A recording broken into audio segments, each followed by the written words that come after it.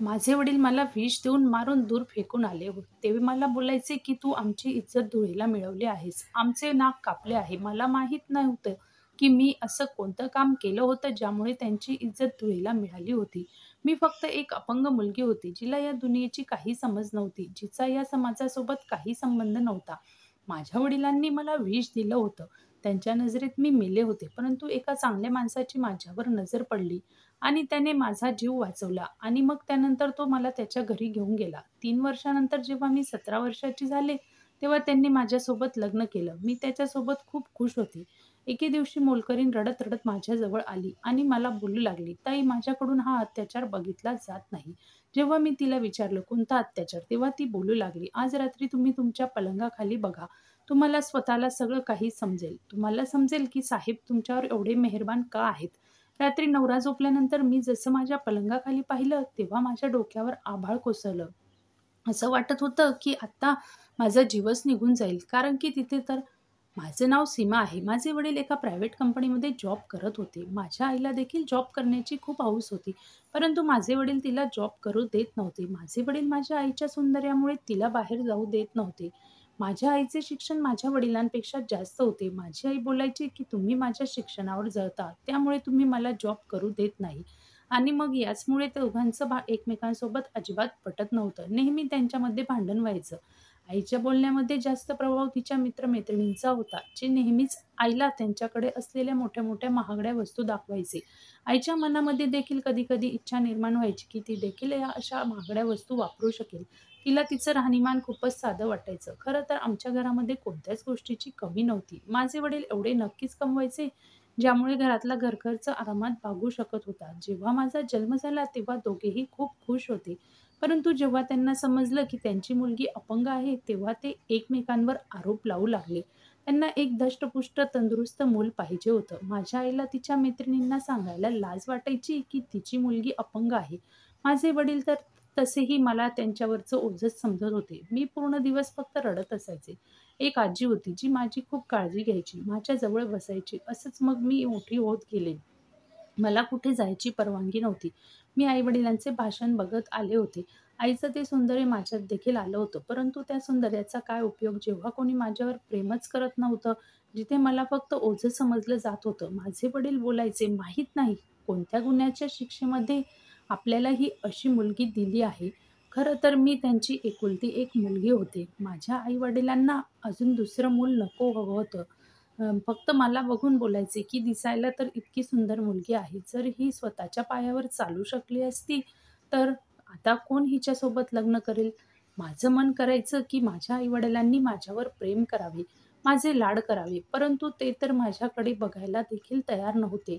त्यांना एकमेकांसोबत घटस्फोट हवा होता. परंतु सर्वात मोठे कारण मी होते. त्यांना मला एक अनाथ आश्रमामध्ये टाकायचं होतं. परंतु आजीने असं होऊ दिलं नाही. मग अचानक आजीची तब्येत खराब होऊ लागली.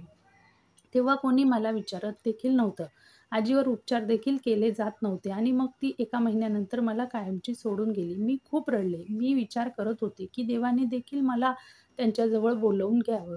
आजीचा मृत्यू होऊन काही दिवस उलटले होते, की तेवढ्यात आई-वडिलांचे भांडण खूप जास्त वाढलं. आई तिचा सर्व राग मला मारून व्यक्त करायची. तिने कधीही मला कोणत्या डॉक्टरला दाखवलं नव्हतं. काय माहिती मी बरी देखील झाले असते. पण आता तर माझी आई माझ्या वडिलांच्या गैरहजेरीमध्ये परपुरुषाला देखील भेटू लागली. आईने मला सक्तीने मनाई केली होती, की ही गोष्ट मी कुणालाही सांगायची नाही. मग एके दिवशी माझ्या आई-वडिलांमध्ये कोणत्यातरी गोष्टीवरून खूप मोठे भांडण झालं. त्यानंतर आई माझ्याजवळ आली आणि मला तिच्या हाताने भरवू लागली. मी हैराण झाले, की आईला आज काय झालं आहे, जी मला स्वतःच्या हाताने जेवण भरवत आहे. परंतु मला माहीत नव्हतं, की त्या जेवणामध्ये विष मिसळलेलं आहे. जेवण जेवल्यानंतर मी जेव्हा बेशुद्ध झाले आणि माझ्या वडिलांना वाटलं, की मी मेले आहे, तेव्हा त्यांनी मला उचललं आणि एका दूर जागी घेऊन आले. त्यावेळेला माझं वय 14 वर्ष असेल. मी ऐकलं होतं, की आई-वडील स्वतःच्या मुलावर खूप जास्त प्रेम करतात, परंतु स्वतःच्या मुलाला गरम हवा देखील लागू देत नाही. परंतु मला विष देताना माझ्या आई-वडिलांचे हातपाय देखील थरथरले नव्हते. मधील कदाचित माणुसकी संपली होती. त्यांना त्यांचा प्रवास मोकळा करायचा होता. पण जर असंच होतं तर त्यांनी मला सांगायला हवं होतं. मी कुठे त्यांच्या मार्गामध्ये अडथळा आणला असता.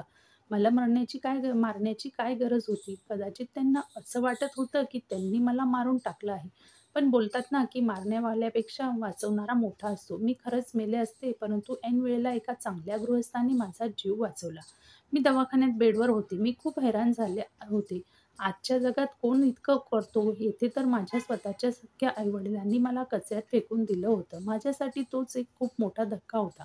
त्याने मला विचारलं, की "तू कोण आहेस आणि तुला विष कोणी दिलं आहे?" मी म्हणाले, "माझे आई-वडील." मी अपंग असल्यामुळे माझा तिरस्कार करत होते. माझ्यापासून सुटका मिळवू इच्छित होते. त्यामुळे त्यांनी मला विष खाऊ घातलं. तो मला त्याच्या घरी घेऊन आला. तो माणूस दिसायला खूप सुंदर होता. त्याचं घर देखील खूप मोठं आणि सुंदर होतं. तो मला एका श्रीमंत घरातला वाटत होता.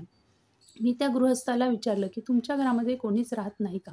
तेव्हा तो बोलू लागला, की "माझं देखील या जगामध्ये कोणीच नाही. त्यामुळे तुम्ही बिनधास्त इथे राहू शकता." सुरुवातीला तर मी थोडी घाबरले, कारण एखाद्या परपुरुषाच्या घरामध्ये मी कसं राहू शकते? परंतु माझ्याकडे दुसरा कोणताच पर्याय नव्हता. मी त्याला म्हणाले, की "तुम्ही मला काहीतरी काम द्या." तेव्हा तो हसून बोलू लागला, "तू काम करण्यासाठी या जगामध्ये आली नाहीस. काम करण्यासाठी माझ्या घरामध्ये खूप सारे नोकर आहेत." मग त्यानंतर तो माझी देखील खूप काळजी घेऊ लागला. वेळ असंच निघून चालला होता. जेव्हा मी 17 वर्षाची झाले, तेव्हा मी मनातल्या मनात त्याच्यावर प्रेम करू लागले. मला तो आवडू लागला होता. परंतु मी कधीही त्याला याबद्दल सांगितलं नाही. मग एके दिवशी अचानक त्याने मला लग्नाबद्दल विचारलं. मी खूपच हैराण होते. त्याच्यासारखा सुंदर मुलगा माझ्यासोबत का लग्न करेल? परंतु ते सर्व खरं होतं. मग त्याने मला खूप सारी शॉपिंग करून दिली. मला प्रत्येक गोष्ट घेऊन दिली आणि मग त्यानंतर त्याने माझ्यासोबत लग्न केलं. त्याच्यासोबत मी खूप खुश होते. आता मी त्याची मालकीण झाले होते. देवाने माझ्यासारख्या अपंग मुलीला देखील किती चांगला जीवनसाथी दिला होता. त्याचं नाव सुशील होतं. रोज कामावरून परत येताना तो माझ्यासाठी ताजं गुलाबाचं फूल घेऊन यायचा. मला घरातलं कोणतेच काम करू देत नव्हता. मी रोज त्याच्यासाठी नटायचे. त्याने सांगितलं, की त्याचा खूप मोठा बिझनेस आहे आणि तो खूप श्रीमंत आहे. त्यामुळे मी खूपच निर्धास्त झाले. मला त्याच्यासोबत घेऊन जाताना त्याला कधीही लाज वाटली नव्हती. मी प्रत्येक पार्टीमध्ये त्याच्यासोबत जायचे. त्याचे सगळे फ्रेंड्स खूप हैराण होते, की इतक्या सुंदर माणसाने एका अपंग मुलीसोबत लग्न कसं काय केलं? मी खूप सुंदर होते. परंतु बोलतात ना, आनंदाची मुदत कमी असते. त्याला कोणाची ना कोणाची नजर नक्कीच लागते. मी नेहमी देवाकडे प्रार्थना करायची, की माझ्या आनंदाला आणि माझ्या सुखाला कोणाचीही नजर लागू नये. मी आणि सुशील एकमेकांसाठी खूप खुश होतो. एके दिवशी नोकरांनी जेवण देण्यासाठी माझ्याकडे आली. तेव्हा बोलू लागली, "ताईसाहेब, मला हा अत्याचार पावत नाही." मी विचारलं, "कोणता अत्याचार?" त्यावर ती बोलू लागली, की "रात्री साहेब झोपल्यावर तुम्ही तुमच्या पलंगाखाली नक्की बघा." मी विचारलं, "काय बोलतेस तू?" तेव्हा ती बोलू लागली, "ताईसाहेब, मी काहीही सांगू शकत नाही. जर साहेबांना समजलं तर माझ्यावर मोठं संकट येईल. परंतु नक्की पलंगाखाली बघा प्लीज. पण साहेबांना काहीही सांगू नका.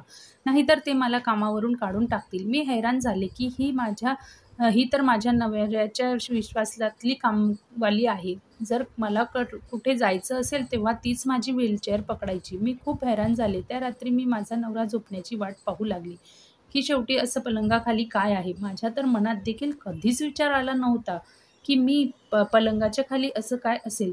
की नवरा झोपल्यानंतर जेव्हा पलंगाखाली वाकून पाहिलं, तेव्हा माझ्या पायाखालची जमीन सरकून गेली. कारण तिथे हाताने बनवलेल्या 4 बाहुल्या पडलेल्या होत्या. त्या 4ही बाहुल्यांचे पाय तुटलेले होते आणि त्यांच्यावर सुया टोचलेल्या होत्या. त्या सगळ्या दिसायला देखील माझ्यासारख्या दिसत होत्या. मी खूप घाबरले. माझं शरीर थरथरू लागलं. मी या विचारात अडकले होते. माझ्या डोक्यात फक्त तोच विचार चालू होता. मला माझ्या नवऱ्याला हे सगळं विचारायचं होतं, परंतु त्याच वेळेला मला त्या कामवालीचा घाबरलेला चेहरा आठवला. तिने तर माझ्याकडून वचन घेतलं होतं, की मी कोणालाही काहीही सांगणार नाही. ती बोलायची, की "मी तुमची शुभचिंतक आहे, परंतु तुम्ही जर साहेबांना सांगितलं तर ते तुमच्यासोबत देखील काहीतरी वाईट करतील आणि मला देखील कामावरून काढून टाकतील. मी माझ्या लहान-लहान मुलांना काय जेवायला देणार?" दुसऱ्या सकाळी त्या कामवालीला विचारलं, "त्या बेडच्या खाली 4 बाहुल्या होत्या. त्या सकाळच्या वेळेला तिथून गायब झाल्या होत्या. तू सांग असं काय आहे जे माझ्यापासून लपवतेस?" तेव्हा ती बोलू लागली, "ताईसाहेब, तुम्हाला माहीत नाही का? तुम्हाला असं वाटत नाही का, की तुमच्यावर कोणी इतकं मेहरबान का आहे? त्याच्यामागे नक्कीच काही ना काही तरी कारण असणार ना. तुमच्या आधी इथे खूप साऱ्या मुली आल्या होत्या. त्या दिसायला अगदी सुंदर होत्या. साहेबांनी तुमच्याप्रमाणे त्यांच्यासोबत देखील लग्न केलं होतं." मग त्यानंतर तिने तिचं बोलणं मध्ये थांबवलं आणि मग बोलू लागली, "ताईसाहेब, तुम्ही खूप साध्या आहात. तुम्ही जरा साहेबांपासून सावध राहा. मला तुमची मदत करायची आहे." मला माझ्या कानांवर विश्वास बसत नव्हता. मी म्हणाले, "पहिले मला हे सांग, की या बाहुल्यांचे कारण काय होणार आहे?" तेव्हा ती बोलू लागली, "ताईसाहेब, ताईसाहेबांच्या बेडखाली देखील अशा 4 बाहुल्या साहेबांनी ठेवल्या होत्या. मी स्वतः पाहिलं होतं. मग त्यानंतर काही दिवसानंतर ताईसाहेबांचा मृत्यू झाला. साहेबांनी सांगितलं, "कोणालाही सांगायचं नाही." आम्हा सगळ्यांना देखील हे सांगायला मनाई केली होती. नोकराणीचं बोलणं ऐकून मला वेगळंच टेन्शन आलं होतं. "मला सांग तू आता मी काय करायला पाहिजे?" तेव्हा ती बोलू लागली, "ताईसाहेब तुम्ही इथून पळून जा. इथून थोडे दूर एक NGO आहे. तिथे अपंग आणि अनाथ मुलांना ठेवले जाते. तुम्ही तिथे जा." मी त्या बाहुल्या बघून आणि नोकराणींचं बोलणं ऐकून खूपच घाबरले होते. माझा नवरा तर माझी इतकी काळजी घेत होता. माझ्या उपचारासाठी नेहमीच टेन्शनमध्ये असायचा. तो बोलायचा की "मी डॉक्टरसोबत बोललो आहे. तुझा इलाज नक्कीच होईल. कोणी मला इतकं का पसंत करेल, इतकं का प्रेम करेल?" मग तो हे सर्व कसं काय करू शकत होता? मला काही समजत नव्हतं की मी कोणावर विश्वास ठेवू आणि कोणावर विश्वास ठेवू नये. ती कामवाली अजून एका कामवालीला घेऊन आली. तिने देखील तीच कहाणी सांगितली. आता तर मी खरंच खूप घाबरले होते आणि त्या दिवशी घरातून पळून गेले. मी NGOमध्ये जात होते की इतक्यात माझ्या आईने मला पाहिलं आणि गाडी थांबवून माझ्याजवळ आली. ती मला जिवंत पाहून रडू लागली. मी माझ्या आईला बघून घाबरले की माहीत नाही घरी जाऊन ती पुन्हा मला विष तर देणार नाही ना. परंतु मी पळू देखील शकत नव्हते. माझ्या डोळ्यांमध्ये भीती पाहून तिला लाज वाटू लागली. ती बोलू लागली, "बाळा मला माफ कर. मी तुझ्यासोबत जे काही केलं ते खूपच चुकीचं केलं. मला वाटलं की तू मेली आहेस, परंतु तू तर जिवंत आहेस." ती माझ्याजवळ येऊ लागली. मला तिचा खूप राग येत होता. मी बोलू लागले, "खबरदार जर तू माझ्याजवळ येण्याचा प्रयत्न केला तर मी तुला कधीही माफ करणार नाही." ती माझ्या पायाजवळ पडली आणि बोलू लागली, "मला माफ कर. त्या दिवशी तुला मारावं हा माझा निर्णय नव्हता. तो तर तुझ्या वडिलांचा निर्णय होता. मी खूपच मजबूर होते. परंतु तू आता माझ्यासोबत राहशील. तुझा बाप माझ्यापासून वेगळा झाला आहे."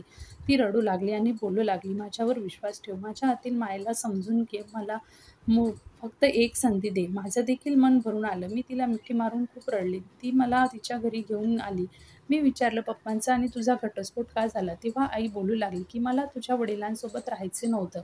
मला पैशांची लालच होती. मला तुझ्या वडिलांचा एक मित्र आवडायचा. मग एके दिवशी तुझ्या वडिलांना ही गोष्ट समजली आणि त्यांनी मला घटस्फोट दिला आणि त्यांनी दुसरं लग्न केले. मला तर त्यानंतर एक क्षण देखील शांतता मिळाली नाही. अ, परंतु मला समजलं की कोणताच पुरुष विश्वासाच्या लायकीचा नाही. माझ्या घटस्फोटानंतर तो देखील माझ्यासोबत लग्न करायला तयार नव्हता. मी नोकरी शोधायला सुरुवात केली. मग त्यानंतर मला नोकरी देखील मिळाली. जेव्हा मी नोकरी करायला सुरुवात केली, तेव्हा मला जाणीव झाली की मी काय काय केलं आहे. कितीतरी जोडपे मुलांसाठी तळपतात आणि देवाकडे प्रार्थना करतात. देवाकडे नवस करत असतात, जेणेकरून त्यांना मूल व्हावं. मला माफ कर. मी अजून माझ्या आईला असं माफी मागताना पाहू शकत नव्हते. त्यामुळे मी तिला माफ केलं. ती खुश झाली. आई बोलू लागली, "आता मी तुला कुठेही जाऊ देणार नाही. इतकी वर्ष तू कुठे राहिली होतीस?" मग मी आईला माझी सगळी कहाणी सांगितली. तेव्हा आई रडत बोलू लागली की "हे सगळं माझ्यामुळे झालं आहे. मी चांगली आई नाही. माझ्यामुळेच तुला इतक्या अडचणी सहन कराव्या लागल्या. तू तुझ्या आईला माफ कर. परंतु आता मी तुला कधीच तक्रारीची संधी देणार नाही. एक चांगली आई होऊन दाखवीन." आता मी तिच्या घरी राहू लागले. ती माझ्यासोबत बोलण्याचा खूप प्रयत्न करायची. आई असूनही दिसायला सुंदर होती. ती एक लग्न झालेल्या मुलीची आई वाटत नव्हती. कुणी अगदी सहज धोका खाऊ शकला असता. तिचं वय आणि तिच्या एकंदरीत राहणीमानावरून ती माझी बहीण वाटायची. आताही तिच्यावर खूप सारे पुरुष जीव ओवाळून टाकायचे. आईने सांगितलं, "मी जिथे जॉब करते हे घर मला त्याच कंपनीने दिलं आहे. ऑफिसकडून मला एक गाडी देखील मिळाली आहे." माझी आई एका मोठ्या पोस्टवर काम करत होती. तिने मला सांगितलं की "मी लवकरात लवकर तुला तुझ्या नवऱ्याकडून घटस्फोट मिळवून देईल. तुला घाबरण्याची गरज नाही. आता तू एकटी नाहीस. तुझी आई तुझ्यासोबत आहे." मी खुश झाले की मी एकटी नाही. मला कुठे ना कुठे माझ्या नवऱ्याला सोडण्याचं दुःख होतंच. मला अजूनही त्या माणसाच्या मनामध्ये नक्की काय चालू आहे याबद्दल काहीच माहीत नव्हतं. आई ऑफिसवरून आल्यावर माझ्यासोबत खूप साऱ्या गप्पा-गोष्टी करायची. मला सांगायची की मी आता माझ्या सगळ्या मित्र-मैत्रिणींना सोडून दिलं आहे.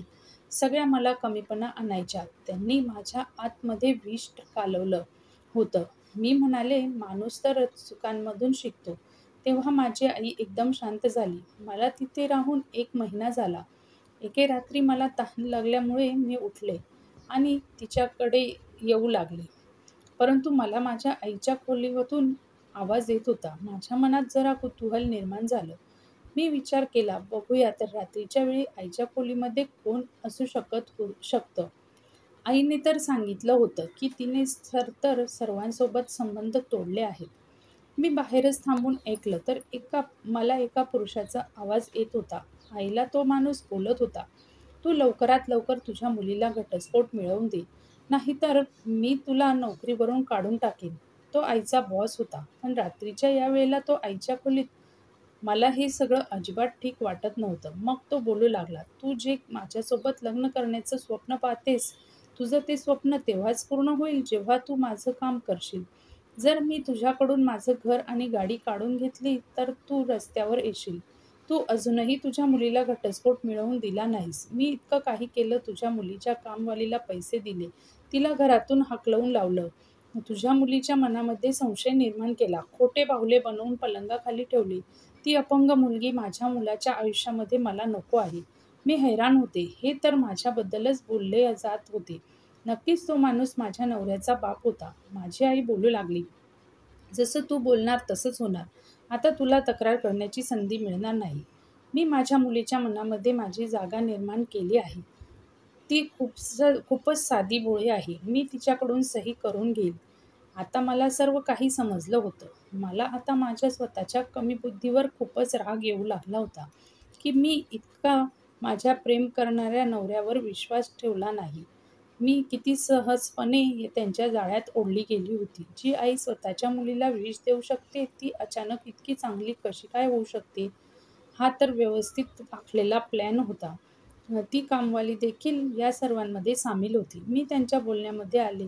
त्यांनीच त्या 4 बाहुल्या माझ्या पलंगाखाली ठेवल्या असतील आणि त्या इतर मुलींच्या गोष्टी देखील असेच काहीतरी सांगितले असतील. तिची कामवाली माझ्यावर नजर ठेवण्यासाठी आली. मी तिला म्हणाले, "माझी मदत कर. मी तू सांगशील ती रक्कम द्यायला तयार आहे. मला माझ्या नवऱ्याच्या घरी घेऊन चल. माझी आई खूपच अत्याचारी आहे." माझी आई अजिबात बदललेली नव्हती. तिने फक्त माझ्यासमोर चांगलं असल्याचं नाटक केलं होतं. मी सांगितले की ती माझा घटस्फोट करून देणार आहे. तिला माझा संसार उद्ध्वस्त करायचा आहे आणि अजून देखील त्या श्रीमंत माणसासोबत लग्न करून ती मला सोडून निघून जाईल. तू माझी मदत कर. कदाचित त्या कामवालीला माझ्यावर दया आली. तिला देखील पैशाची गरज होती. त्यामुळेच ती माझी मदत करण्यासाठी तयार झाली. मी गाडी करून सरळ नवऱ्याजवळ गेले. माझा नवरा माझ्या आठवणींमध्ये खूपच उदास झाला होता. तो मला बघून हैराण झाला आणि बोलू लागला, "तू कुठं निघून गेली होतीस? मला न सांगता कुठे गेली होतीस? मी तुला कुठे कुठे नाही शोधलं. असं माझ्याकडून काय चूक घडली होती, ज्यामुळे तू मला सोडून गेली होतीस?" मग मी त्याला सगळं काही सत्य सांगितलं. मी म्हणाले, की मी घाबरले होते. "मला माफ कर. मी तुझ्यावर विश्वास न ठेवता चुकीच्या माणसांवर विश्वास ठेवला." मी त्या दिवशी माझ्या आईचं आणि माझ्या सासऱ्याचं ऐकलेलं सगळं बोलणं माझ्या नवऱ्याला सांगितलं. "माझी आई आणि तुझ्या वडिलांनी आपल्याला वेगळं करण्यासाठी एक प्लॅन बनवला होता. ते दोघेही मिळालेले होते. तुझे वडील माझ्यासारख्या अपंग मुलीला स्वतःची सून म्हणून स्वीकारू शकत नाही. त्यांना तुझ्या खांद्याला खांदा मिळवून चालणारी मुलगी पाहिजे, जिच्यामध्ये काहीच कमतरता नसेल. ते माझ्या आईसोबत याच अटीवर लग्न करणार आहेत. त्यांची अशी इच्छा आहे की पहिले त्यांनी माझा तुझ्यासोबत घटस्फोट करावा." माझ्या नवऱ्याला ही सर्व काही समजल्यानंतर तो खूपच हैराण झाला होता. तो बोलू लागला, "माझा बाप चांगला माणूस नाही. यामुळेच मी त्याच्यापासून वेगळा राहतो. त्यांना अय्याशी करण्याची सवय आहे. प्रत्येक सुंदर मुलीला ते लग्नाचे स्वप्न दाखवतात. स्वतःच्या पैशाच्या जोरावर त्या मुलीसोबत अय्याशी करतात आणि मग जेव्हा त्यांची भूक मिटते तेव्हा तिला सोडून देतात. याचा अर्थ माझ्या नवऱ्याचा बाप माझ्या आईला स्वतःच्या स्वार्थापोटी वापरत होता. तिच्यासोबत लग्न करणार नव्हता. मी त्या कामवालीला कामावरून काढून टाकलं. माझ्या नवऱ्याने पुन्हा माझा हात पकडला. नवऱ्याने मला वचन दिलं, "मी तुला कधीही सोडणार नाही." तो माझ्यावर खूप प्रेम करत होता. आता मी ठरवलं होतं, की कुणीही काहीही बोलू दे. मी माझ्या नवऱ्यापासून कधीच दूर जाणार नाही व कुणावर विश्वास ठेवणार नाही. आणि आता आम्ही सुखाने संसार करत आहोत. मित्रांनो, जर आजची कथा तुम्हाला कशी वाटली हे कमेंटमध्ये नक्की कळवा. तुम्हाला ही कथा आवडली असेल तर व्हिडिओला लाईक करा आणि अशाच छान छान कथा ऐकण्यासाठी चॅनलला जरूर सबस्क्राईब करा. धन्यवाद.